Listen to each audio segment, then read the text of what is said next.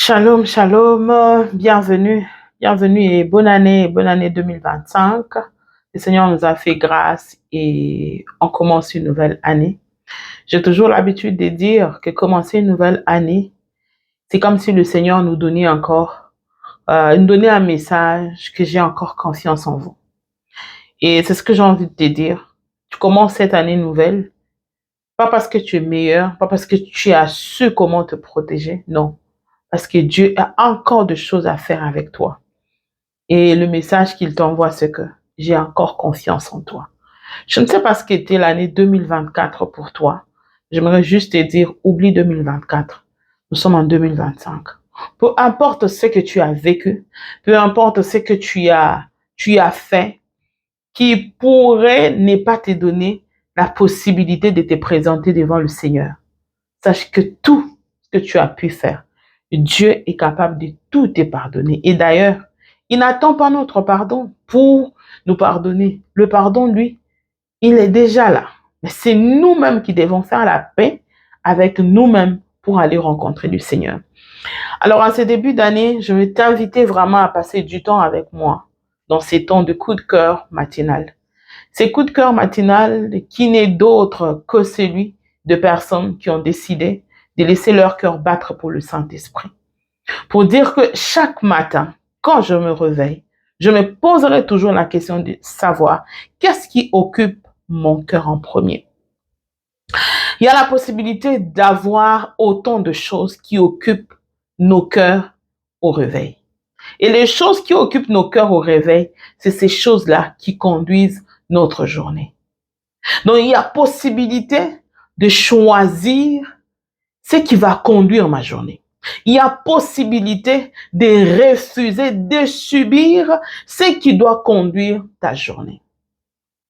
Et n'oublie pas, il y a beaucoup de choses, beaucoup de facteurs autour de nous qui peuvent nous amener à subir l'atmosphère ou l'attitude qui doit conduire chacune de nos journées.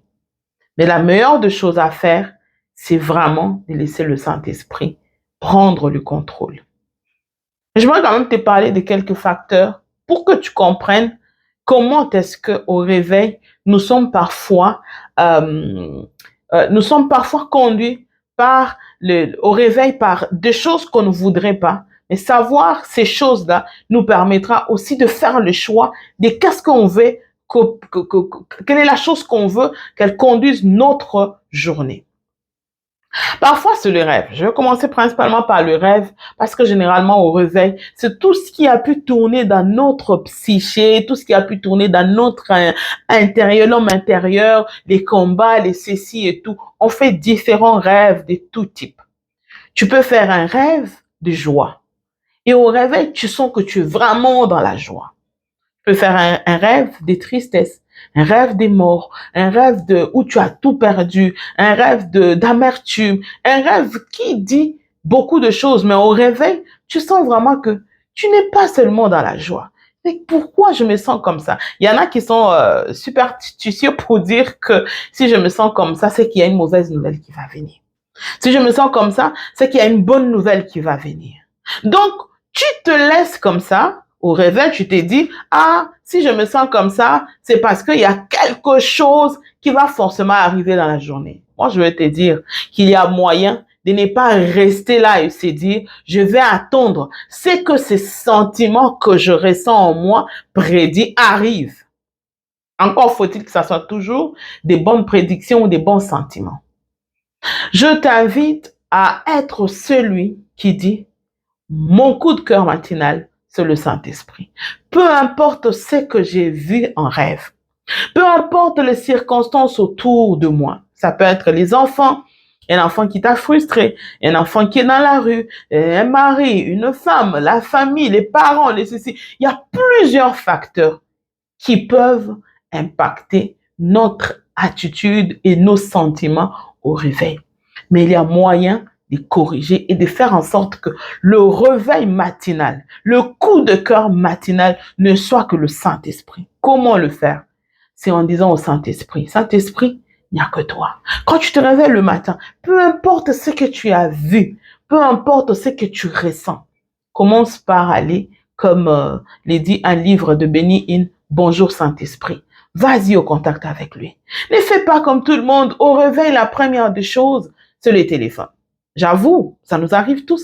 Et puis tu te rends compte, oh mon Dieu, j'ai commencé avec le téléphone, mais non, c'est pas normal. Et tout de suite après, tu reviens d'abord dans la présence de Dieu. Donc la meilleure attitude au réveil, ça doit être d'abord le Saint-Esprit. Seigneur, merci. Seigneur, la journée commence.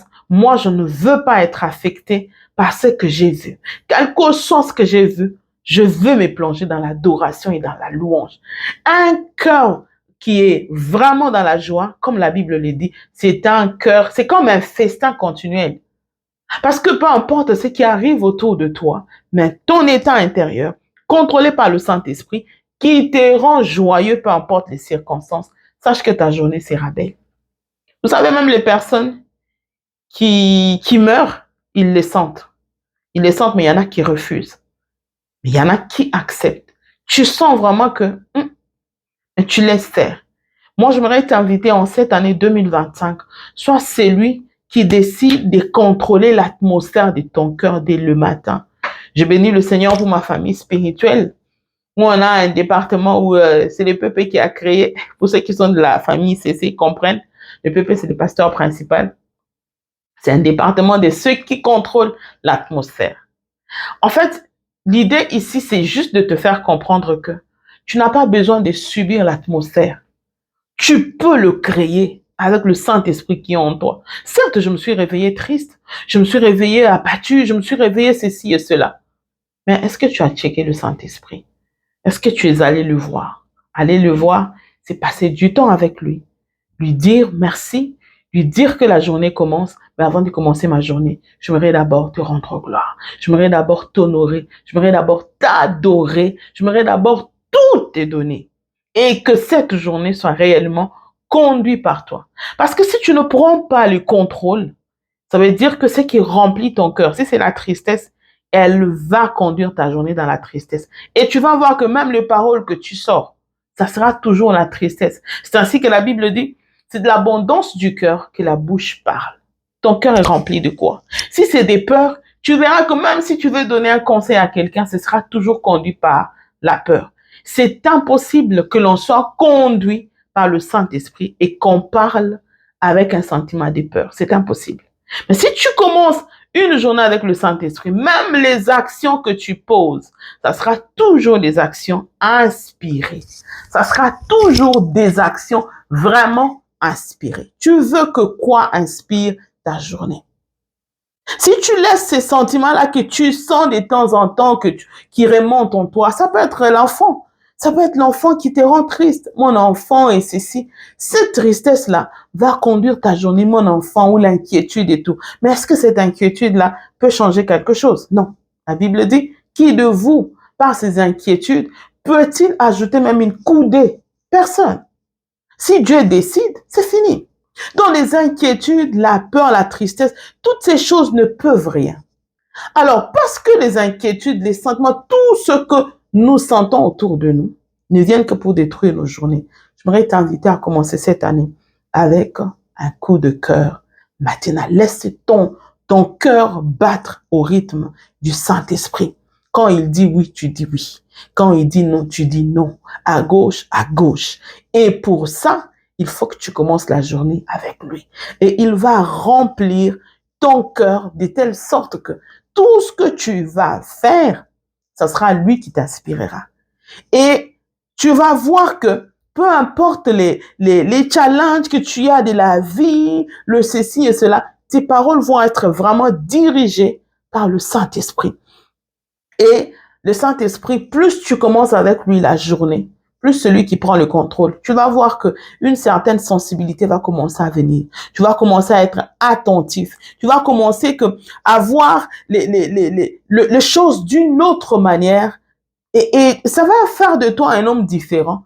Mais pas différent parce que tu n'es pas comme les autres humains, mais tout simplement parce que tu es rempli de l'Esprit du Seigneur. Tu verras pas ta vie avec l'œil de tristesse, avec l'œil d'inquiétude, mais tu verras ta vie avec l'œil de quelqu'un qui est rempli de l'Esprit du Seigneur. Et quand on est rempli de l'Esprit du Seigneur, c'est facile de comprendre ce que le Seigneur attend de toi dans cette journée-là. Tu ne passeras plus à côté de ce que le Seigneur attend de toi. Et même la dépression, elle ne sera pas partie de ta journée. Elle ne peut pas être dans ta journée. Tu auras peut-être des lourdes charges, des lourdes responsabilités, mais tu verras que même dans la manière de faire, ça sera toujours facile.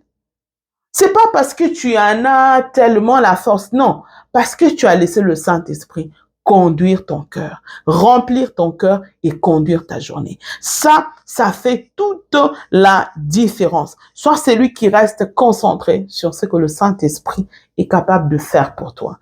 Alors, pour terminer, pour ce premier jour, j'aimerais juste te dire, la meilleure décision à prendre aujourd'hui, c'est celle de dire Saint-Esprit. 2025 a commencé. Je te recommande mon cœur. Fais de mon cœur ce que tu veux. Que je sois réellement un festin continuel. Mais un festin continuel, c'est ces cœurs-là qui acceptent que le Saint-Esprit prenne le contrôle en lui. Si tu ne laisses pas le Saint-Esprit prendre le contrôle, c'est impossible de vivre réellement les conséquences de celui qui est avec le Saint-Esprit de Dieu. Alors, pour terminer ce matin, j'aimerais te donner la possibilité, si tu n'as pas encore donné ta vie au Seigneur, de donner ta vie au Seigneur. Parce que ce que je suis en train de dire, de vivre une vie remplie par le Saint-Esprit, conduit par le Saint-Esprit, c'est seulement ceux qui ont accepté Jésus. Depuis le premier jour, toi qui me suis, si tu as accepté Christ et que jusqu'ici, tu n'as pas encore les effets palpables du Saint-Esprit, c'est peut-être parce que tu es distrait. Mais quand tu acceptes le Seigneur, automatiquement, le Saint-Esprit de Dieu est en toi.